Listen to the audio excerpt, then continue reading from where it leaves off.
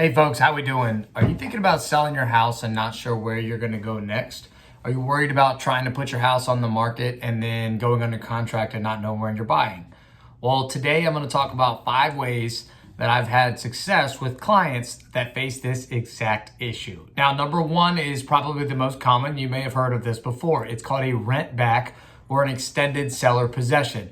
What that means is you actually put your house on the market and you go under contract and you even close. However, you have some extended time in your house. Now, this can be done up to 60 days post-closing without worrying about changing financing or loan types. Now, this could allow you an extra 90 days because typically a closing takes about 30 days, maybe even 45 days or something like that from the time you go under contract until you actually have to move out.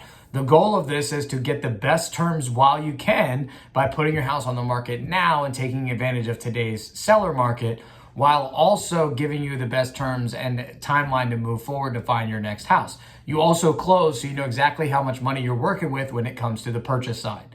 Now, number 2 is very similar, but it's a little bit different in a way, and that is an extended close date, or what we call a distant close. Now, very similarly, again, you put your house on the market, you list it for sale, and then once you go under contract, you actually negotiate a close date that's a little bit further into the future.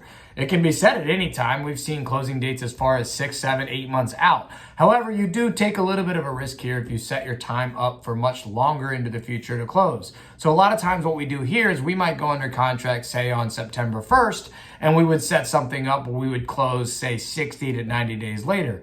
The idea here is that we can find something in that time for where you're going next. And then we can tag team the closings to fall in line with each other. So we might set up your buy side to close after that and dictate those negotiation terms that way. Or what we've even seen happen is you set a close date for 90 days later, you find where you want to go, and you're actually able to move that close date up to still fall in line. Now, number 3 is a little bit different because it doesn't have to do with putting your house on the market first. It's actually exactly the opposite. Now, I will caution you right now, it's not quite as common because we are still in a seller's market, so things are harder to get under contract unless you're working with the right tools and the right people. This is called a contingent offer. Now, what a contingent offer is you're actually the buyer in this scenario. You find where you want to go and you offer a contract or a purchase agreement to buy that house, and it's contingent on you selling yours. So what you're doing is you're raising your hand and you're saying, hey, Mr. or Mrs. Seller, I want to buy your house. The only problem or the only issue is I have to put my house under contract first.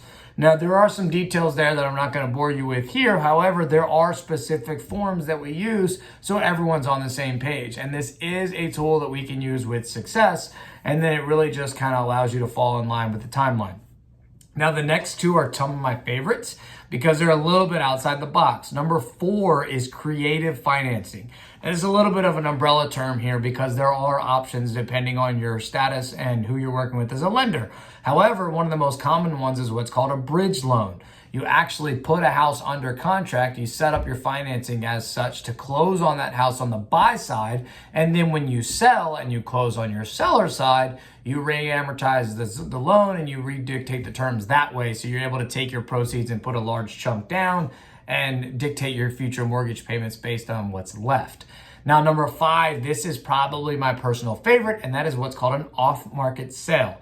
Now, what you do here is you raise your hand and you say, I'm interested in selling my house, and here's what I'm looking for and where I want to go. What we actually end up doing is we sell your house off market or an office exclusive, where we partner with some of our agents that we work with and we say, I have this listing at 123 Main Street. They're interested in selling. Here's the terms. Here's what they're looking for. And then so on and so forth. We're actually able to match a buyer to your property, go under contract, and then you start looking for where you're looking to go. Now, a lot of times this 5th option actually combines with number 1 or 2, where we might put something under contract and then we would do a distant close or we would do a rent back. However, we're not even showing your house to an off-market buyer or to any buyer in that case, unless we know that those terms are going to work for them. So with all of these options, the point is to put the ball in your court and give you the opportunity as the seller to dictate the best terms and hopefully only move once. And again, we're setting you up for success so you can sell your house and slowly find out where you're going next. And this is all with the best idea in mind that you want to get where you're going and take advantage of today's market. Now, a little PS or a tip here, interest rates just came down.